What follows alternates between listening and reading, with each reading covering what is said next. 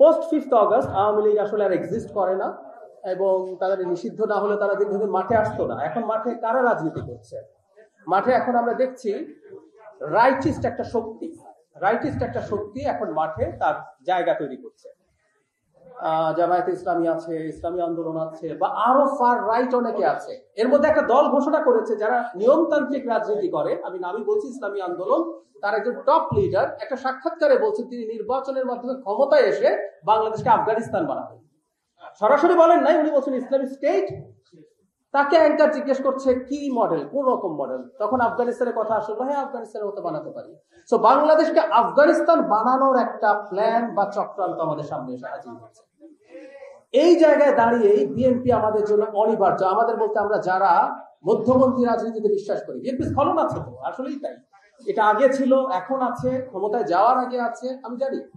কিন্তু আমরা যারা মধ্যপন্থী রাজনীতির পথে বাংলাদেশকে রাখতে চাই, আমরা যারা বাংলাদেশকে একটা ওয়েলফেয়ার বেস স্টেট করে তুলতে চাই, তাদের সামনে বিএনপি ছাড়া এখন আর কি অপশন আছে? আসলে আমি দেখি না, আমি আসলেই দেখি না। ফলে আইডিওলজিক্যাল লাইনে একদিকে ইসলামিস্টরা আছে, এবং এর মধ্যে খুবই ফার রাইট ইসলামিস্টরা আছে। ইভেন জামায়াতে ইসলামীর একজন নেতাকে আমি বলতে শুনেছি তারাও বাংলাদেশে জনতার ম্যান্ডেট নিয়ে এসে শরিয়া আইন কায়েম করতে চায়। একটা জিনিস মনে রাখতে হবে, এই আলাপটা আমরা তুলবো। আমি একটা টক শোতে কিছুদিন আগে জামায়াতের একজন ইন্টেলেকচুয়ালের সাথে আলাপটা তুলেছি। কোন দল যদি বলে নির্বাচন করে ক্ষমতায় এসে জনগণের ম্যান্ডেট নিয়ে শরিয়া আইন করব, সেই দলের বাংলাদেশের রাজনীতির অধিকার থাকা উচিত বলে আমি মনে করি না। কারণ উনি ক্ষমতায় এসে নির্বাচনী ব্যবস্থাটা বাতিল করে দেবেন। আমার যদি 10 বছর পর মনে হয় আমি আর শরিয়া আইন চাই না, আমাকে কিন্তু ভোট দেওয়া হবে না। তো আমরা এই ঝুঁকিগুলোর সামনে আছি। নট অনলি দ্যাট, যখন একটা রাইটিস্ট ফোর্স মাথা চাড়া দিতে থাকে তখন একটা ঝুঁকি তৈরি হয়। আমরা খুবই ইমপারফেক্ট একটা ওয়ার্ল্ডে বসবাস করি।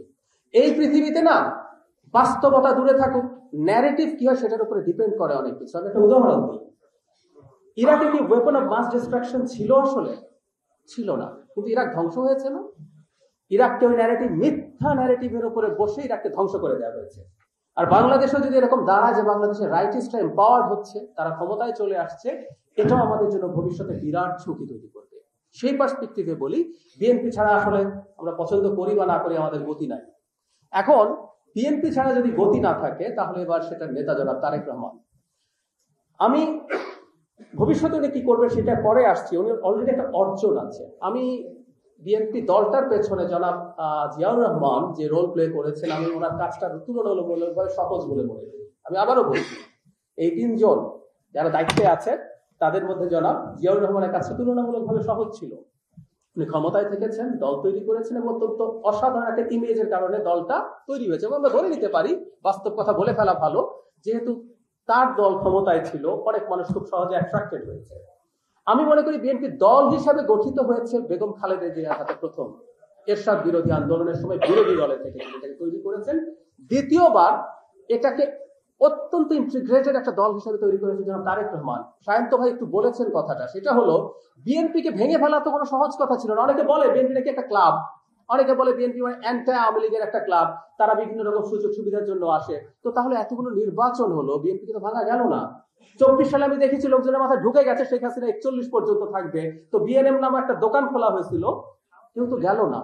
ওই একজন শাহজাহান ওমর, ওনার কথা মনে পড়লো, উনি ছাড়া আমি আর কাউকে খুঁজেও ভাবে পাই না, দল ছুট হয়। কারণ এই দলটাকে ধরে রেখেছেন দূর থেকে, বিরাট একটা ক্রেডিট উনি ক্লেম করতে পারেন, এবং বিএনপিকে দল হিসাবে দ্বিতীয়বার উনি আরো শক্তিশালী করে তুলেছেন। এটা ওনার অর্জন।